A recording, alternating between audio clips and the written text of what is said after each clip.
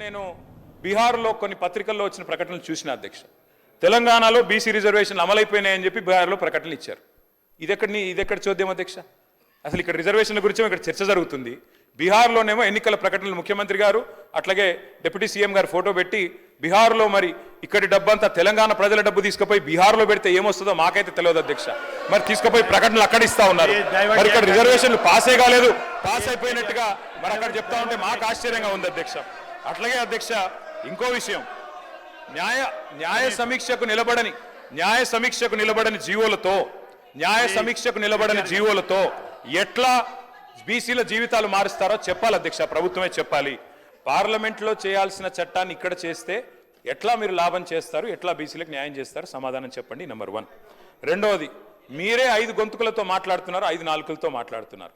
ఒకసారి రాజ్యాంగబద్ధంగా చేస్తామంటారు, ఇంకోసారి పార్టీ పరంగా ఇస్తామంటారు, ఒకసారి ఆర్డినెన్స్ అంటారు, ఒకసారి బిల్ అని చెప్పి మార్చిలో బిల్లు పాస్ చేసిండ్రు, ఇప్పుడు జీవో ద్వారా అంటారు. నేను ఇంకొక చిన్న ప్రశ్న అధ్యక్ష, ఎల్ఏ మినిస్టర్ గారు చెప్పాలా అధ్యక్ష? ఇక్కడ మనం బిల్లు పాస్ చేస్తాం, బిల్లు ఎట్లాగో పాస్ అవుతుంది, మనకు మెజారిటీ ఉంది, మేము అందరం సపోర్ట్ చేస్తున్నాం, పాస్ అవుతుంది. మరి ఆర్డినెన్స్ మీద సంతకం పెట్టని గవర్నర్ దీని మీద ఎట్లా సంతకం పెడతారు సార్? నాకు తెలియక అడుగుతా. ఆర్డినెన్స్ బిల్లు రెండు ఒకటే కదా ఇప్పుడు మనం పెడుతున్న బిల్లు. ఆర్డినెన్స్ మీద సంతకం పెట్టలే గవర్నర్ గారు, మరి బిల్లు మీద ఎట్లా పెడతారని మీరు అనుకుంటున్నారు? ఏ రకంగా మరి సెప్టెంబర్ 30 లోపల ఎన్నికలు ఎట్లా పూర్తి చేస్తారు, రిజర్వేషన్లు ఎట్లా ఇస్తారు, గవర్నర్ సంతకం ఎట్లా పెట్టిస్తారు, ఆయన చేయమని బలవంతంగా పెట్టుకొని సంతకం పెట్టిస్తారా, ఏం చేస్తారు, ఎట్లా చేస్తారు? దయచేసి ప్రభుత్వం చెప్పాలా. ఆర్డినెన్స్ మీరే పంపుతారు క్యాబినెట్ నుంచి, ఆయన చేయకపోయే అభ్యంతరం మీకు చెప్పే, దానికి మీరేమైనా సమాధానం చెప్పినారా తెలియదు. మళ్ళీ ఈరోజు బిల్లు అంటున్నారు. ఎవరిని మోసం చేయడానికి, ఎందుకు మోసం చేయడానికి?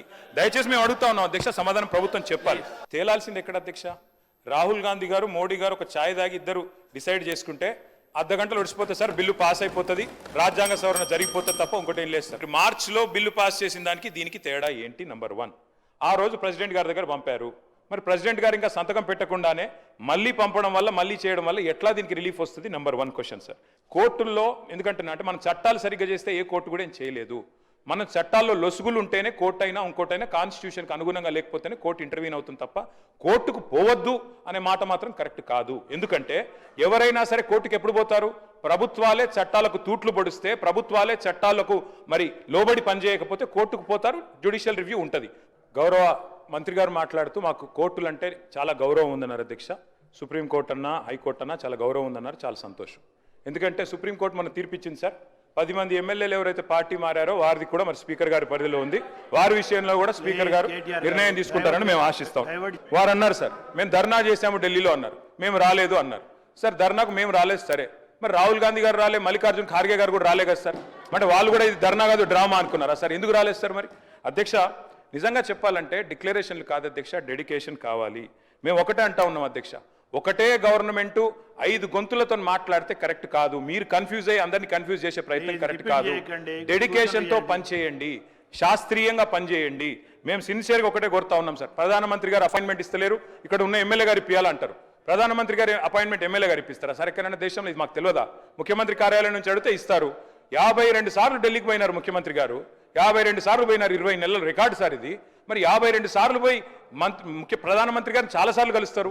ప్రధానమంత్రి గారి దగ్గరికి అఖిలపక్షం తీసుకుపోమనండి ముఖ్యమంత్రి గారిని, మా పార్టీ నుంచి కూడా వస్తాం తప్పకుండా. మా పార్టీ స్టాండ్ ఇక్కడ చెప్తున్నాం క్లియర్గా, we are in support of this bill అని చెప్తున్నాం. రెండోది సార్, ఏదైనా చేయాలి పని అంటే డెడికేషన్ ఉండాలి సార్, ఉత్త డిక్లరేషన్లతో కాదు. ఆ రోజు కేసీఆర్ గారు నేను ఆంధ్రప్రదేశ్ నుంచి పోతున్నా ఢిల్లీకి, తిరిగి తెలంగాణలోనే కాలు పెడతా అని చెప్పి పోయిండు, సాధించిండు. ఇవాళ ముఖ్యమంత్రి గారు కూడా చిత్తశుద్ధి ఉంటే సార్ వారు కూడా డిసిషన్ తీసుకోవాలా, చెప్పాలా. మరి బీసీ బిల్లు సాధించడో లేకపోతే నేను మళ్ళీ ఢిల్లీకి హైదరాబాద్కి రానని చెప్పి అక్కడే కూర్చోమనండి, జంతర్ మంతర్లు ఆమరణ దీక్ష చేయమనండి. మేము వద్దుంటున్నామా సార్? కూర్చోమనండి గట్టి. ప్రధానమంత్రి గారు అపాయింట్మెంట్ ఇస్తలేడు అంటున్నారు ముఖ్యమంత్రి గారు. ఎందుకు ఇస్తలేడు సార్ అపాయింట్మెంట్?